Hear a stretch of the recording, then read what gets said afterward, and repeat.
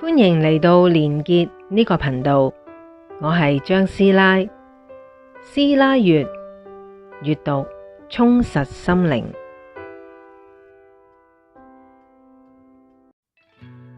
經歷過死亡又重返人間嘅人，佢哋嘅人生會有咩嘢改變呢？穆迪博士嘅研究入面記錄咗一個好重要嘅觀察，幾乎所有經歷過瀕死體驗嘅人返嚟之後，佢哋嘅生命觀都會發生咗徹底而且不可逆轉嘅變化。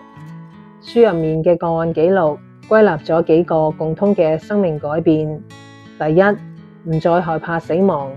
體驗者都一致表示，佢哋對死亡嘅恐懼完全消失，因為佢哋親身體驗過，知道死亡並唔係終結，而只係一個好平安、好自然嘅過渡。第二，更加熱愛生命。奇妙嘅係，因為經歷過死亡，佢哋反而更加珍惜每一次呼吸，每一個當下嘅相遇。佢哋開始活得更加真實，更加投入。第三，對知識同學習嘅渴望。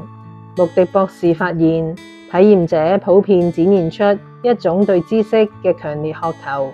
書入面有一個體驗者表達嘅重要信息：生命中最重要嘅事就係去愛別人同不斷咁學習。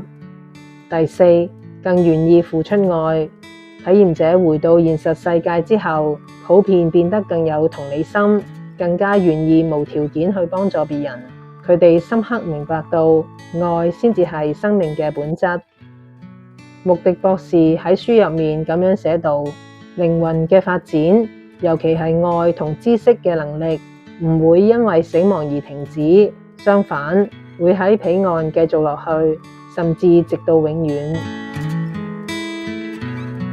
我哋其實唔需要經歷過死亡，先至開始懂得真正活着。